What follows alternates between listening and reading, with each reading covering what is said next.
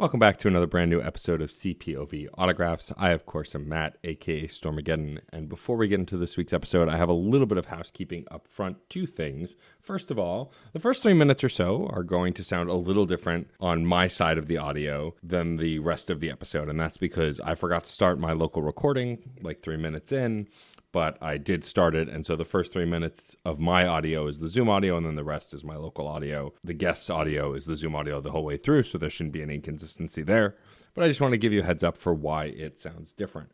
Also, if you are listening to this the day it came out, this Saturday, I am doing my yearly tradition of playing games for 24 hours straight for Extra Life to raise money for sick kids in children's hospitals, partnering also, of course, with Children Miracle Network Hospitals. I'm very excited to be doing this again. If you would like to donate to the campaign, I will provide a link in the show notes. You can just click through and go to that page and donate as little or as much as you want. Every little bit helps.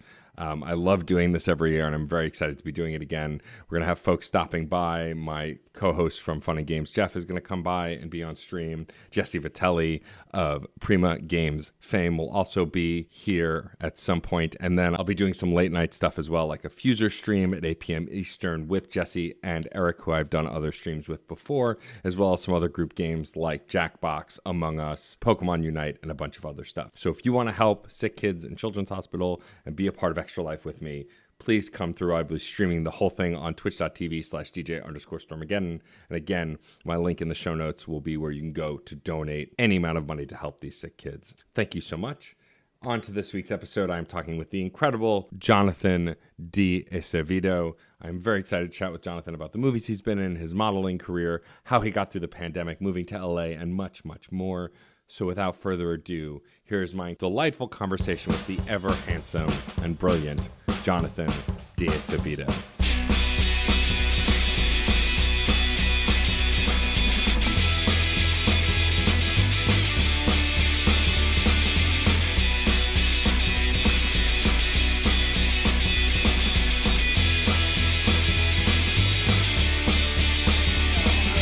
Thank you so much for having me. I'm excited. So for the listeners, depending on how I edit this intro, it's a running gag at this point that I tend to ramble and then pick somewhere to start the actual episode. But I'm talking with the handsome, talented, and incredible Jonathan De Azevedo. I'm so excited to have you. Thank you so much, Matt. Oh, my pleasure. I want to talk first to start because so I've seen both movies that you've been in. They were both fabulous. And the first question I have is, in Love, Weddings, and Other Disasters, what was it like getting yelled at by Jeremy Irons? Because, man, is that so much fun to watch, but, you know.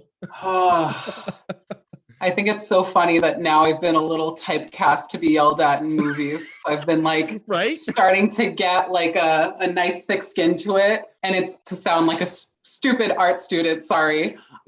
Seeing them switch between the two is just like a mind-boggling experience, kind of out of body, just like seeing someone like go from like, hey, it's very nice to meet you, like, you know, before being sweet and cordial, and then action, they're down your throat. I love it.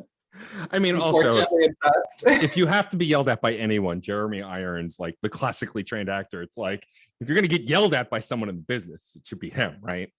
Absolutely. Yeah. I mean, the joke writes itself, right? Right, exactly. So in that movie, you are playing waitstaff at a wedding hall. Is this a job you've ever actually had? Have you done waitering and waiting at restaurants, or did you have to get into the role for that? No, absolutely. Of course I did. I've worked in restaurants. I've worked catering at weddings, just like that one. I've definitely done it all very proudly. But again, doing it for a movie and like Diane Keaton and like the whole production was cool. It was great. Was any of it kind of like traumatizing, like you're back in the foxhole of being at one of those weddings or events, or did you have a good experience doing that kind of stuff? I had a great experience, Matt. You want to know why? Because I know if the time comes and when it comes, I'll definitely be down to cater again. Sure. You know, you can never be too safe. Absolutely. It's always good to have a backup plan. Was that a dark answer? No, not at all. So you've been acting and modeling for a while. Talk a little bit about how you got like, modeling is one of those things that always fascinates me because I know nothing about that industry. How do you decide one day that you want to be a model? Is that something that you notice like growing up and you're like, oh, I can do that. I can look really handsome and stand still for a while. So yeah, it's definitely one of those things that hearing from like a 11-year-old is definitely kind of weird, but that was me. I was watching America's Next Top Model with my sister growing up and just being completely fascinated by fashion. I've always been super intrigued by the fashion world, by how clothes make people feel. My mom used to be an administrative assistant at a hospital, so that like is pretty much a long day. I just remember when she would get home sometimes and I would be like laying out like outfits upon outfits for her to just like try on and like, model and take pictures and stuff like that. And she'd be tired as shit coming home from work, like, kid, what the hell? So I've always, always, always loved modeling. I've loved fashion. So as I grew up, I started just being, super dedicated, trying to figure out how to do it. And it's a jungle for sure. It's definitely an interesting world to admire and then to be in. For sure. Who would you credit your fashion sense with? Like, where do you feel like you got your earliest style from? Obviously, my dad. I can't. And my mom. Both of them are just, when I see pictures like from, when they were my age and stuff like that, obviously the trends are the same now. Right. They came back, but I'm very proud of my Brazilian heritage. I just love that kind of like effortless chic, but also bold and sexy at the same time. So my parents, for sure. Yeah, it's funny. As a kid, I had no sense of style. Like my mother dressed me in like button-down shirts and like khakis, even as a kid, which was awful. But it wasn't until I like kind of got more in touch with my queerness, I feel like as an adult, that I realized there are no limits. Like you can wear whatever you want. My favorite article of clothing I have right now is this velvet blazer with like a floral pattern on it. And it's like Very one of those nice. things where I saw it on the Macy's clearance rack. I'm not ashamed. And I looked at it and said to my spouse, I could wear this. And so I tried it on and like her eyes lit up and I was like, okay, that's it. We got to buy it. And it's been one of my favorites since. But like as a kid, I would have never thought of that. I would have looked at that and gone, Of course. the In fear. those moments, Go ahead. the fear of being judged. Yeah, absolutely. Growing up as a queer kid, like in high school and like, getting called all sorts of things. And it's like, you don't even know why, right? Like you're still figuring that shit out. And so it's like to be able to lean into that sense of fashion now, like I paint my nails all the time. Obviously my hair's dyed. And so like, do you feel like as an adult now, especially, it's much more easy to lean into the sense of style that you have? Absolutely, 100%. I'm super emotional and sentimental about everything. To me, life is a big like Shonda Rhimes series. So I'm like constantly like thinking to myself in that narrative. Yeah. But it's beautiful, you know what I mean? It's so many things that, for example, even the role that I played in Free Guy, the fashion was amazing. I remember going to fittings and, everyone's there doing their job and super professional. And I was there just like drooling, like kind of feeling like a kid again, seeing all those like bold, cool patterns, everything like being allowed and futuristic. And I loved it. I was drooling the entire fitting process. I'm so glad you brought up Free Guy, a movie in which you play someone who is absolutely obsessed with Taika Waititi. A very hard role to step into, I'm sure, as none of us are obsessed with that man So constantly. easy. What I love about that film is it both leans into stereotypes and also destroys stereotypes. And like you're playing a pretty typical character, like the assistant who loves the boss and wants him to be happy.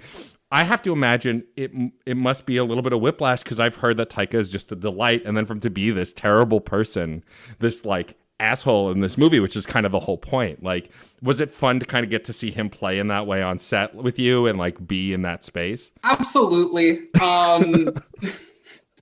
It stinks because I feel the amount of people who come up to me and just have that gleam in their eyes and they're like, how was it? And I'm like, exactly that. Exactly what you're thinking, the twinkle in your eye. He was amazing. This was one of my first like big movies. I actually shot this before I shot Love, Weddings, and Other Disasters, but Love, Weddings, and Other Disasters came out first. So I was extremely nervous. Every day I would go into set, I was like drops of CBD, like, prayer, meditation, because it was like so exciting for me. But he was one of those people that would literally sit next to me and like talk to me and, just be an amazing person.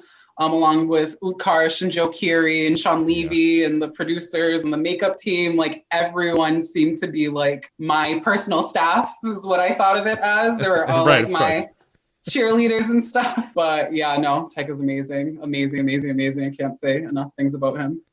Yeah, I love. I mean, I love the film. I've been playing video games my whole life, and to just see what I love about Ryan Reynolds is he seems like the kind of person who just appreciates the things that are both in his life and around his life. And clearly, he's someone who's played video games and knows about video games. And this idea, like the idea of NPC rights by the end of the film, we're gonna spoil a little bit, folks. If you haven't seen the film, maybe jump ahead a little bit. Please go watch it. Skip this part because it's my favorite part. But like the all that stuff, like it makes you think, and you're like, wait, oh yeah, I mean, I've been talking about non-violent games and cozy games for my whole life, stuff like Animal Crossing, things where you're not actually fighting, and so like to see this kind of a narrative in a game is really a movie about games is really exciting. When you were auditioning for this and then eventually getting the role, did you have the scope of this narrative, or did you just know the scenes you were in? I had absolutely no scope. I remember Googling what like NPC was. I wasn't familiar with gaming. I was like completely just, wanting to do something that was my passion. So funny story about the audition. So I used to be an intern at an office for casting in Boston. Mm-hmm. And I was an assistant. I was an intern and then I moved up to assistant. And I've always been kind of like scurried. I don't know if that's the right word, but very, like I like getting things done. I like caffeine. So that translates to anxious and nervous sometimes, sure. More often than not. So one day they were just like, hey, like we have an audition for a nervous neurotic assistant. Would you like to try out? I was like, yeah. So that's the scope I knew when I was auditioning. I was like, okay, I got this. Like I can do this. I obviously knew Sean Levy and loved his work, but yeah, I had no idea that it would become the #1 movie in the world, that all of this would happen. So that's really awesome. It still feels very crazy. Yeah. What about the narrative? Did you get the whole script? Did you know where the story was going, or were you just familiar with your scenes? I found out the full story when I sat down at the premiere. That's amazing. I love that. That's so cool. It must have been so exciting to be on that ride with the rest of the audience. And not to mention that the film was shot in 2019. Yeah. So it took until now to come out. So we've all been on the edge of our seats.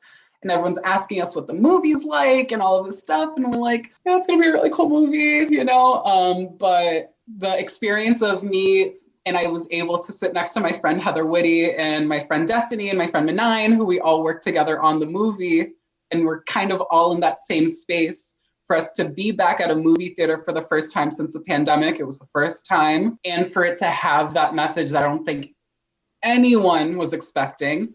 It was just a super, again, emotional Shonda Rhimes roller coaster of an experience. Yeah, I'm a sucker for a romantic comedy. And what's great about this movie is that it is, but how it ends up being one is kind of a left turn. And I love that. I love that you can I thought I knew exactly where the movie was going. There are cameos that I still don't even want to spoil towards the end of the movie that are great. I think what's really great about this film is that it not only loves video games, but it loves film and it loves romantic comedy. I mean, look, I've been a Mariah Carey fan my whole life. Fantasy is still one of my favorite songs of all time. And so for that, like the whole ride home from the movie theater, I'm just blasting it in my car because it just reminds me of my youth. So one of my first pop star crushes was, of course, Mariah Carey. Like so many people. And so it's fun to see a movie that knows what it is and it embraces it 100%. Absolutely. And I just love that I really stopped to think for both everything that I participate in, but for this one a bit more, again, since it was the first, I try to stop to think, would I want to watch this? Like, am I promoting this because I'm in it? Like, do I think this is going to be good? And then after watching it, it was an amazing feeling to confidently tell everyone, like, you have to watch it. You're going to love it. It doesn't matter what you're into. Like, you're going to like some part a lot. It's going to be like worth the trip for you. So I love that. Mariah Carey. Gotta love Mariah Carey. I love the fashion in this film. You know, like you were saying, like it's one of those films that you would just kind of assume is average fashion wise, but like, well, first of all, every outfit, like the whole outfit that Taika is wearing is just like, I want that coat so bad. I don't even think I can pull it off, but like, I just You some can. of the, you know, it's just it's, and then also even funnier is like the minor differences in fashion, like when Ryan is wearing the button up and then switches to the same colored shirt, but it's more relaxed because he's more relaxed. Like that kind of narrative stuff is just kind of so brilliant to me. Have there been films that you've watched and you've watched like the progression of the fashion and you've been amazed by? Oh, I don't know if I would say the progression per se. Right. I'm just going to throw out the basic answer. Obviously, Devil Wears Prada, that, Of course. outfit, costume makeover story is beautiful. But like me growing up again, like Gossip Girl, I thought the costume design was insane. Yeah. Yeah, I can't think of any others off the top of my head. I mean, those are two great answers. I mean, it's funny, like with all the superhero films, which I love, and the costume design, which in those are always so interesting and fantastic. It's easy to forget that movies about everyday life, as it were, can also have some really incredible and ridiculous fashion. There's so many movies I've seen, especially over the last few years, where I look at like a coat or like a shirt or a pair of pants, and I'm like, I want that. I want to know where they got it. The biggest thing that did that to me is actually, I don't know if you've seen Schitt's Creek at all, the TV show. So David Rose, oh my God, and David Rose. His whole fashion sense, the whole, like from start to finish in that show is incredible. And I very recently got a version of his lightning bolt sweater, which I love. But like nice. That's a show that I watched in every episode between him and Alexis and even their parents, like Catherine O'Hara, who like just the different wigs, the different outfits. Like that's a show that made me acknowledge fashion and see fashion in a way that I'd not really thought about it, because they're all of these kind of sore thumb characters in this world where fashion isn't really a thing. That is beautiful. And I feel like that's always something that I've really liked about fashion too. I feel like I've always run into people who have said like, oh, this isn't for me, like I can't pull that off, all that kind of stuff. And that to me is like nails on a chalkboard. I'm like, absolutely not. Like, let's try it, try this on, try that on. Like, style is like a badass version of like liquid courage without booze. So I'm always enforcing people to push the envelope on fashion. No, I mean I'm the same way now. It's the old saying, you miss 100% of the shots you don't take. It's like you won't know if you look good in something until you try it on. That's why you try that stuff on. And we survived the pandemic, so well that too. Yeah. So survived so far. I know in the process of. Get vaccinated, wear your masks. Thank you. Yes, please. Let's talk a little bit about the stuff you do outside of acting. So obviously we joked earlier that you're not really a video game person. Are there some things you do in your downtime that like keep you centered when you're not acting or modeling? It's really tough because I feel like a lot of actors would agree that staying current with all of the beautiful, amazing projects that are now, that people are getting the opportunity to have in front of the world. So many Black artists, queer artists, just women-led films, like all of this stuff that I feel like I don't have much time to do anything else other than catch up on the series and movies I want to catch up on. Sure. So that's a big, big chunk of my time. I love watching movies. I love watching TV. I love shopping. I mean, who doesn't? I do charity sometimes. I swear I'm a good person. But I love Netflix. I'm like hooked, like beyond reason. Is there any series or movie that you're obsessed with right now that you loved? With me, what's really tough is that I'm such a weirdo in where I don't love everything necessarily. I can be super picky when I want to, but I've rewatched Grey's Anatomy like God only knows how many times. Sure. But then I'll love to try like obviously anything HBO. When I was actually preparing for this role after I got hired on Free Guy, Sean Levy told me like, hey, watch this series and I want you to like really like try to get some inspiration from certain characters. And the show is Veep on HBO. Yeah. Ugh. And like, as if I couldn't love him anymore, as if I couldn't love like Julia Louis-Dreyfus anymore or HBO, like that introduction was also very, big for me. I'd say that's one of the shows I've watched most recently that have really, like, really impacted me. Veep and Euphoria. Those two are just beautifully done to me. I've seen a bunch of Veep. I haven't seen all of it. Euphoria is still on my list. I just haven't gotten to it. I know. I've heard so many good things. I've been obsessed with Zendaya since like she broke out. And I know she's been working for ages, but like, you know, between Euphoria and the Spider-Man movies, like she's just so good. I'm excited to see her in Dune. Like it's just, but Veep I loved. I have a friend, Rachel Axler, who wrote on the show and who is an incredible writer. And so like, you know, also, like, how can you not love Julia Louis-Dreyfus and Tony Hale? And, like, the cast is just phenomenal. Some of comedy's legends. And so, like, every... Legends. And, like, what I love about Veep, also, it's one of those shows that you think, like, it gets wacky and then somehow it finds a way to get wackier, but still be grounded and still make you learn things, like, you know... It's exactly so reflective of, like, the outside world. When we open the door to go outside, it's like, what? Yeah, I think my favorite comedies are the ones that are both as likely to make you laugh as they are to make you cry. 100%. And cry from laughter and not cry from laughter, and also say things that you're like, did they just say that? Like, what? Like that shock factor that no one does like Julia Louis-Dreyfus. Yeah, totally. I mean, that's, I think, what's one of the most entertaining things about Free Guy is that it has just as many moments of perfect like friendship and drama as there is comedy. Like one of the later scenes where Ryan's character has a heart-to-heart with his best friend, it's like everyone can see themselves in that moment, right? Like this moment of just stress. And like I love when a comedy does that, takes a minute to stop. Or even the scene in the server room later on where Taika like turns on a dime. Like everyone knows Taika can be funny and everyone knows that he can be dramatic, but like that scene is both so devious and so well acted. Like I love those kinds of moments in movies, and it's fun to get to see people that you don't always expect to do those kinds of things. Yeah, it's again beautiful. It was all amazing. Seeing that scene specifically be filmed, personally sentimental because that was the last day that I shot. But it was like unreal. The flames were there, you know what I mean? So we were all like watching like on the sidelines just Taika go and do this performance with the fire and everything, and we're just like when it's over, everyone's just looking at each other like, all right, that happened. So it's exactly the same, but not just as amazing watching it. Sure. There's got to be something about being in the room where you're like, am I really here? Is this really happening? Every time. Got to get better at putting it into words, or else I'm not going to get much interviews.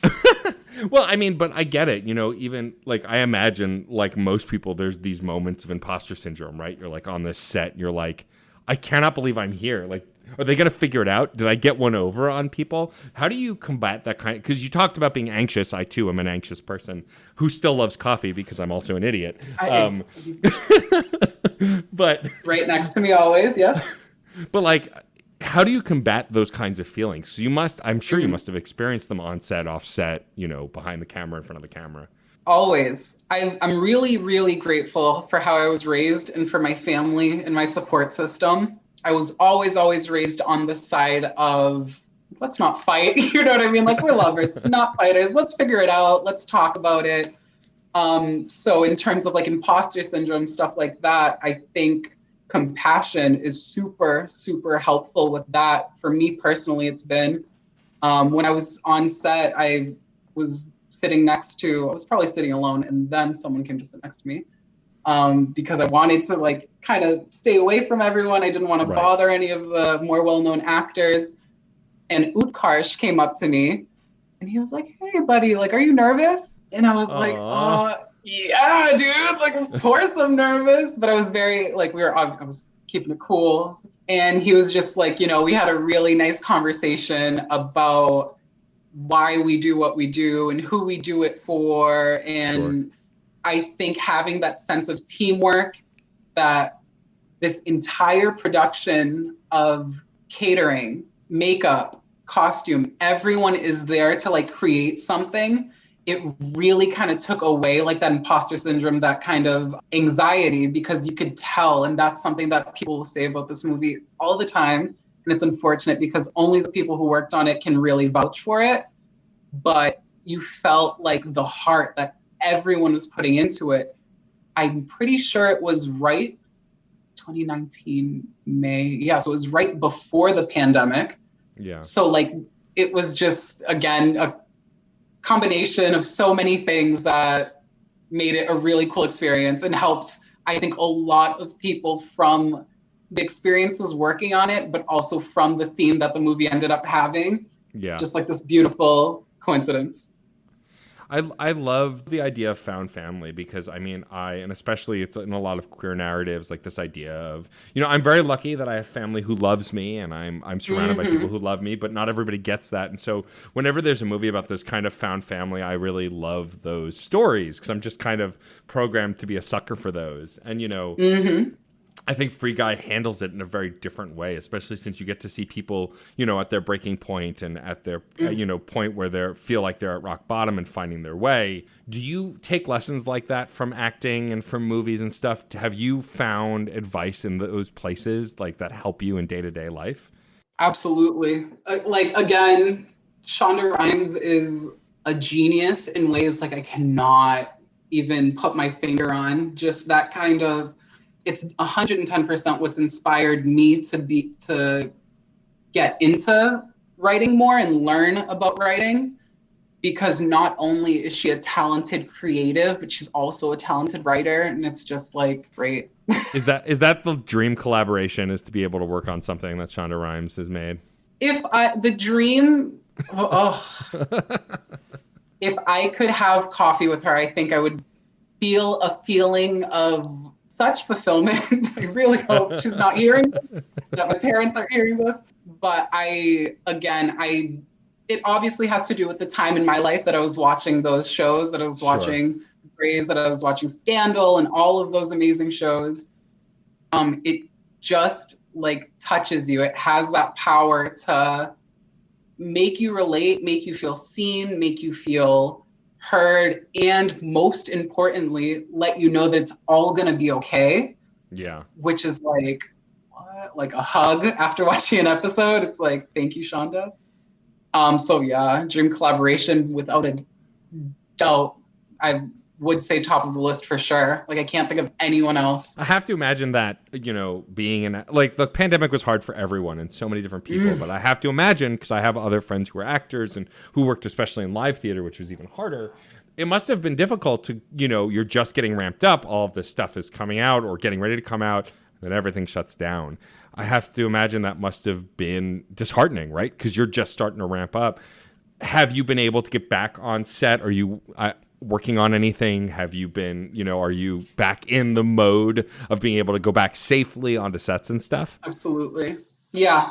Again, the movie took about 3 years to come out. Yeah. And those 3 years were super important to me because I worked on 2 productions that I was so extremely excited about.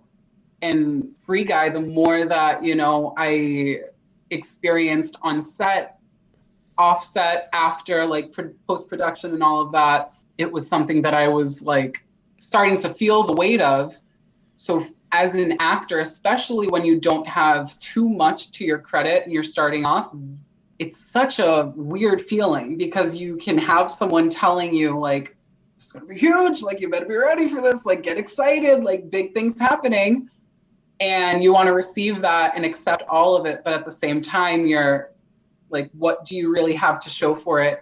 Obviously, other than the amazing experience that has, again, not taught me only as an actor, but as a person. But I remember for sure so many times feeling completely anxious and unsure and on thin ice. Like for those 3 years, I did modeling those 3 years. I didn't have that many auditions for acting, but then the movie came out and trailers started coming out and I would be in some trailers and things like that. And then I was like, oh crap, like those 3 years, like it sucked. I, a lot of times did not have money, did not have, a lot of things, was not living the most comfortably, not to sound too dramatic. Oh my God. Like, you know what I mean? Everything was thankfully worked out. But it's tough. You know what I mean? It's really, really, really tough. And I think also actors kind of fall into a little bit of desperation, I guess. That's safe to say, right, actors? We can all be honest. And it sucks. You do start to lose a little bit of yourself and that kind of confidence. And this is what I do like. This is what I do want to do. This is what I don't like. But then the movie came out on August 13th. I've wanted to move to Los Angeles since I was in high school, or probably earlier, but high school is when I was really trying. And then the week after the premiere, I was like, you know what? I'm going to buy a ticket to LA. So I'm currently living in LA. Amazing. I'm super, super, super excited to be here, to be meeting with people in Ubers and coffee shops completely randomly that are beautiful artists and amazing people working on amazing things. So I'm really, really excited. That's awesome. I mean, we all experience difficulty differently. It's why you can't compare Absolutely. Tragedies. Obviously COVID on the large scale is a giant tragedy. We've lost more lives than we should have, all of that stuff. But absolutely. There are jobs that can easily be put online. And I know a lot of improvisers and comedians and other folks who found ways to do stuff online, which has been great. But I have to imagine as a film actor and as a model, that's harder. Sure, you can probably do photography at a safe distance, so modeling is probably a little easier. But I have to imagine trying to film anything is much harder. I imagine you're also very excited to get back out there. Are you currently working on anything that you can talk about? Has anything come up that you can talk about? Or is it all still in the hush-hush nebulous zone? Still in the hush-hush nebulous zone. Fair enough. Again, coming out here was a really, really big jump for me. I've never lived away from my parents, from my friends, from my hometown of Boston. So it was a move for me. And I think in some way the universe kind of saw that sacrifice and is rewarding it daily here. I think I would have never respected myself as a creative until I came out here and saw all of these amazing creatives working on so many diverse things and different projects and putting their hearts into it. And I think that sometimes when you come from a city where that, I don't want to say isn't as common, but isn't so visible, unfortunately. Here you can't miss it. In Boston, you can, unfortunately, because those talented people are still bursting at the seams there. But here again, what a corny answer for that question. I don't have anything to share at the moment in terms of future projects, but coming soon. That's okay. There's several projects people can already go check out right now, right at this moment. So people should do that. Talking a little bit about your past and your history. So you lived and grew up in Boston. Did you go to school in Boston as well? Yeah. So when you leave Boston, I think you call Massachusetts Boston. I'm specifically from Lynn. It's a city near the shore, near the beach. I think it's north of Boston. My geography has always been terrible, so I don't know. I should know. But I was born in Revere, which is another city very famous in Boston. And then I moved to Lynn and then LA. I mean, I love the Boston area. I have family in Brookline, which is gorgeous. Very nice, Coolidge Corner is my favorite area. There's cute shops, and it's just I'm always in that neighborhood whenever we're in town. You have to, I hope you've been to North End. It's my favorite place in Boston. Yeah. Okay, yeah. How can you not? Exactly. Cannolis. So you went to school in Boston, in the Boston area. Did you go to school for acting and modeling as well, or is that something that you came to after? Funny question and funny answer. So I went to high school in Lynn. I graduated, and then I went to Salem State, which is a state school in Massachusetts. Salem, famous city of Halloween. And then in 2019, I got this role in a movie called Free Guy. And I was in school for business administration and small business management and entrepreneurship. Then I got this email that I got the role for this audition and I quit school. So I did quit school. I loved school and I still do. And I definitely have plans on going back for business and for other things. But I did 2-ish years for business. And I did my prerequisite when I was in college. So they were real business classes. They weren't prerequisites. In high school, sorry. Look, I'm someone who took closer to the 6-7 year mark to graduate just because I transferred schools and that. So like, figuring out what my passion is, which I got a degree in corporate communications, which I'm sort of using now as a podcaster, but like, absolutely, you know, I did take one broadcasting class, so you know, I can say that influenced. Communications was my first major because they told me it was the basis of everything. So they're not wrong. Right? We talked a little bit about pop music before and the royalty that is Mariah Carey. Do you have any music that you're vibing with right now? Stuff that you're listening to a lot? Okay, so Don Toliver's new album. Everyone, please go listen to it. Lil Nas's new album is so good. Unbelievable how good that record is. I love when artists can surprise me with how good they can continue to get. And Lil Nas like delivers. It's uncanny how he not only released so many singles that is, you know, great and then great and then great, but then he releases an album that already has 2 or 3 singles on it. You're like, well, these have to be the hits, right? And then there'll be some filler tracks and some, you know, nope, everything from start to finish. The whole album slaps. Song. It's just wild to me. Like, his talent is unlike anything I've ever seen. And like, I've been listening to pop music and hip hop for a long time.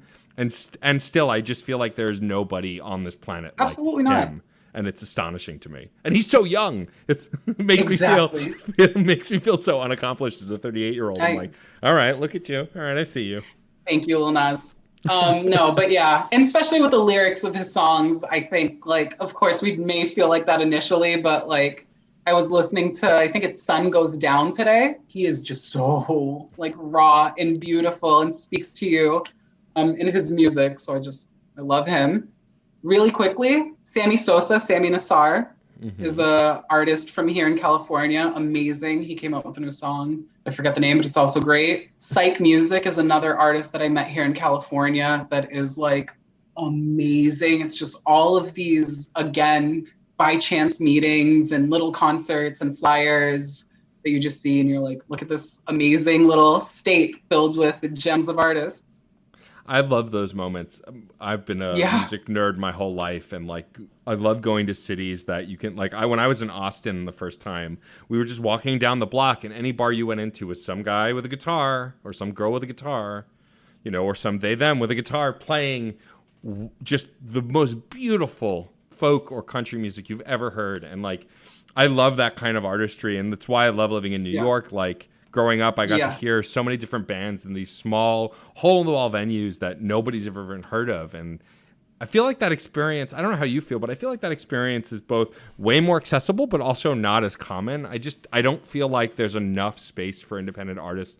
Thankfully, things like Bandcamp and you can get stuff online pretty easily now. But I just feel like the live show experience, especially after a pandemic, like, it's so much harder to get to see those things. Do you feel that kind of divide as well? I think so. I think it's something that really, especially when you have friends that are artists, when you are a creative, it really does hurt for you to see someone that you think the world should be seeing not get that.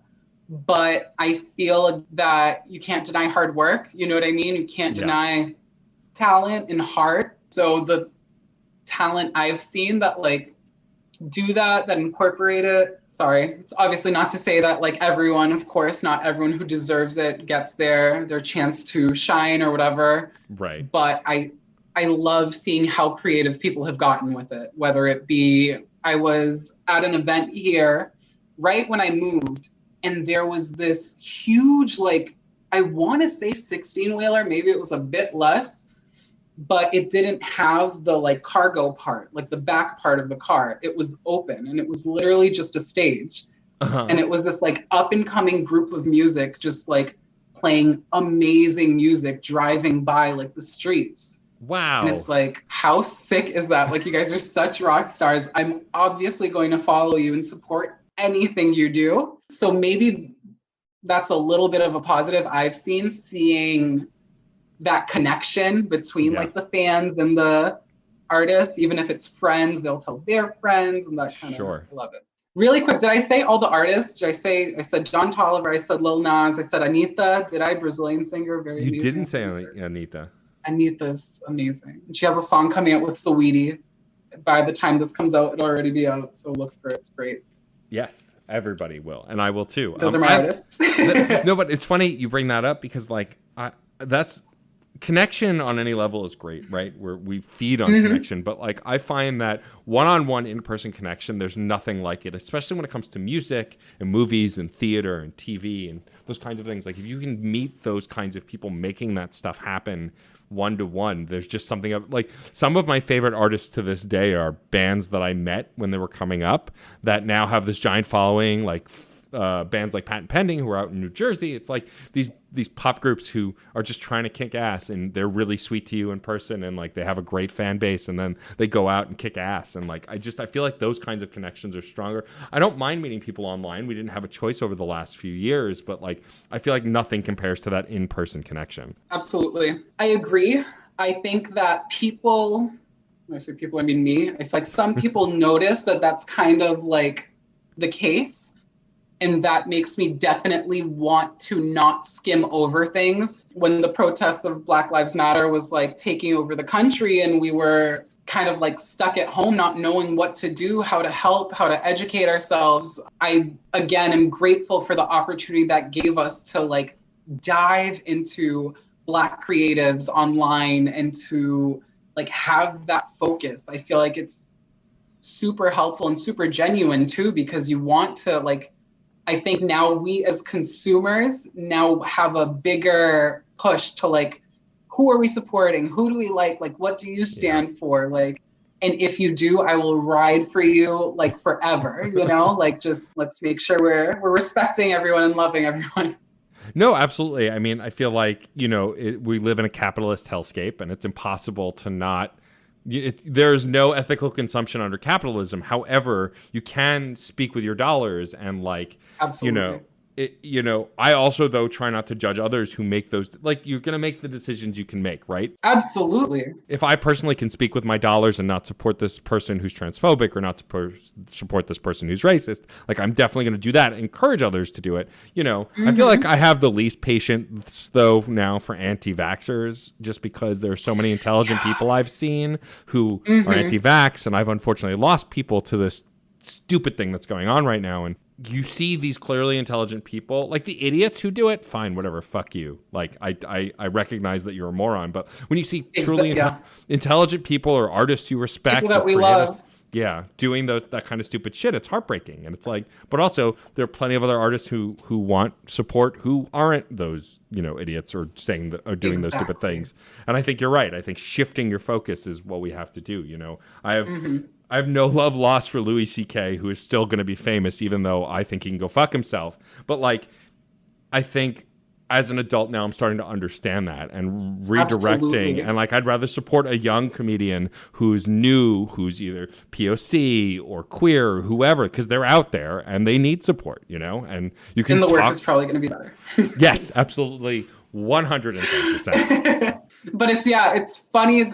I think we've all been through situations like that where people that we love are just on the other side of the, I was going to say picket fence, but picket line, I think is what I meant. Yeah. Yes. You know, like on the other side of controversial topics. I've had people within my family coming from Brazil, where surprisingly it is a very conservative country. It was very interesting to see that parallel of our family being immigrants, but still lying on the same side of many like American conservative politics. And I remember growing up and I was like, that like that does not seem right. Like, are we sure? Like this is where we're standing? And being raised very religious too, it was always like so weird. So I'm grateful that I feel like I've been able to learn. And it's so funny how eloquent I say it because I am very passionate when I speak about these issues, which sometimes can translate as aggressive. But I feel like I've definitely learned you have to meet people where they're at in terms of like, okay, like I love you. Like, why do you think like this? Talk to me. Like, let's you know, and as many times as it takes, because it will take a million trillion times. Absolutely 100%. But I think also on the flip side, I'm at a point now with like social media, like I have no desire to argue with you in the replies or the comment section. Of course. Because you're not going to reach somebody that way. And I feel like it's become so common, like for people to say and do heinous shit online because they think it's, there's anonymity. And I have no patience for that. Like I block a lot of people on Twitter, but like it's my space, and I don't need to convince this one homophobe why he shouldn't be a homophobe. Like it's not my job. Focusing on that flip side for me has been so insane, because with the releases of the movies and stuff like that, getting to know this fan base of these movies was like gaining like 1,000 new friends. Like it wasn't anyone, like it was just the coolest thing. I wake up to DM sometimes just talking about people who are like such fans of the movie and they like something that I did. Oh, that's lovely. Which is lovely, but at the same time to see them again ride so hard for this like universe and celebrate these characters, it's just the coolest. Like I'm so grateful that I was able to like sit with these cool kids in terms of like just the edits they'll make on videos, the cartoons they'll draw, like everything is just like, again, talented individuals just doing their thing, what they love, and it's awesome. I always feel like I'm getting away with something when I get to sit with the cool kids, right? Like I grew up and I was a giant dork, and I still am, but I've convinced some people that I'm at least cool. But absolutely, like, it's one of those things where it's like, I can't believe this is real. I always try and live in the moment very much. I try not to like think too far ahead outside of it. And I've had many really great.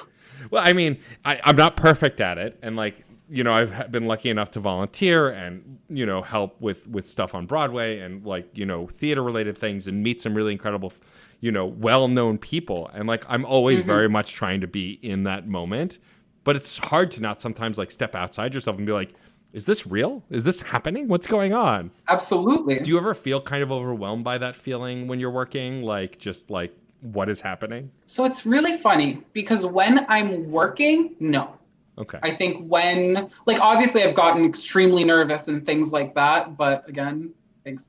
I'm going to credit Utkarsh for the rest of my career, so I'm going to go ahead and say that. Having that advice to focus on the bigger picture and that education to realize how much any project takes and how much it takes from everyone, I think I've gotten to a place where I can be like, okay, this is awesome, this is cool, but this awesome, cool person and me and everyone all have a same like desire. And that's like to reach someone on the other side of that camera. So I feel like that kind of like brings everyone like level. I love that. That's so poetic. Like it's just fun to see how passionate you are, and like from your photos to your scenes to the stuff you make, like it's clear that you have a passion for this business and you just want to do the work. And I think any actor who is like that, knowing nothing about the industry, will go far, because I think it's clear when I see you on screen, for those moments that you're on screen, you are pulling focus, you are worth watching. And I think that's really huge. And so I only hope that you get to continue to do that in the future. I really appreciate that. I appreciate that so much. I really do. I believe in what you said too. I do think that, again, you can't deny hard work. I think that our newer generations are kicking ass and taking names. I think they are extremely, extremely talented. I think everything that has effed us up in any kind of way, like as a society, for our ages, we're turning into beautiful art and we're helping people with it. So I'm optimistic too. I'm helpful to add to it in any way that I am supposed to. And before I let you go, I just want to say this has been a pleasure. I've been asking folks since the pandemic started, and since it seems like the finish line keeps moving further away. We've all been, as we said earlier, through a great amount of tragedy on different levels for different people. But is there one really bright spot you can think of during the pandemic, something really great that happened that you held on to during it? Can I say, I don't want to say Free Guy. Oh my God. Please. I mean, please do. Since I've started taking my career seriously when I was about 12. I would take my own headshots in like an old professional camera and print it and put my name on the bottom. And my parents never helped me with that, not because they didn't want to, but they didn't want to start that little artist fire in their child, which I completely understand. Parents, don't do that to your kids. Let them be artists, please. But they were scared, you know? Right. And I forgot where I was going with this, but it was a beautiful, beautiful aligning of all of these dreams of me and my, again, ginormous support system that I've accumulated through the years, for them to see me again taking those pictures and posting my work and, hey, I just did this short film in Boston type of thing, for then to be able to invite all of my support system to sit in a room masked and distanced. Of course. To see the kind of culmination of that. And to, of course, feel all the emotions I felt through the years that it didn't come out, when it shot, when I got the email that I got it from one of my former bosses, like all of these emotional ties I had to it. I think that moment for myself and shared with everyone was like, I can't think of anything else. I got a godson who I love.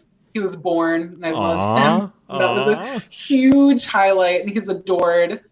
But for me, I guess I would say the movie. I mean, that makes a lot of sense. You know, right? Yeah. It's very easy for folks outside of the industry to look at it and go, oh, he's a breakout star now. He hasn't been working. But like, it's important to remember that like, this is the culminating moment. It's not the only moment, right? This is the culmination of all the hard work you've done. And I think that's lovely. And it's only getting started for sure. Hell, yes. Before I let you go and before we wrap up, I would love for you to tell folks where they can find you on the internet and check out all the future stuff that you're doing. Thank you so much, Matt. This has been awesome. I feel so at ease and not completely freaked out like I usually am for interviews.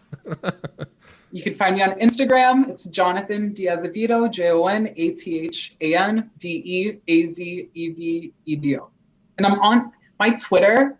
Actually, guys, please don't look at my Twitter. I have like a Twitter from when I was like 11. Now people will look it up. Horrible. But I have a current one and I don't use it and I'm trying to get back on it. But Instagram is where to find me. Instagram. And I mean, you also get to see extremely handsome photos of him on Instagram as well. Thank you very much. I try my best to keep everyone happy with the shots.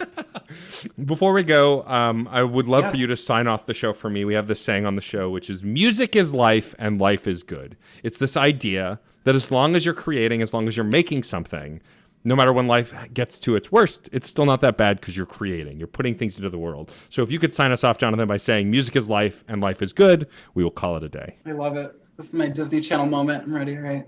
Music is life and life is good.